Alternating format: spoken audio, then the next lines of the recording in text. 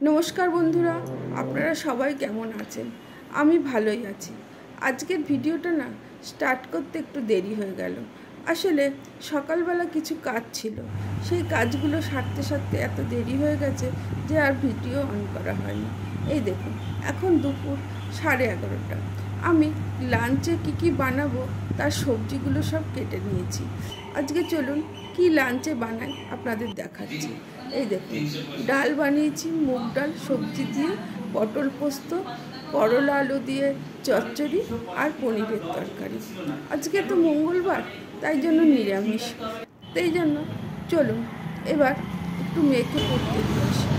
আজকে 5:30 মেয়েকে পড়তে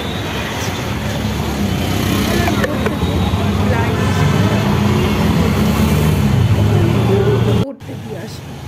এই দেখুন, পড়তে দিয়ে এখন আমি বাড়ি ফিরছি, কেননা 3 ঘন্টা পড়া আছে। এত টাইম আমি কী করবো, তাই বাড়ি চলে যাচ্ছি। আজকে না ভিডিওটা খুব একটা বেশি কিছু শ্যুট করা হয়।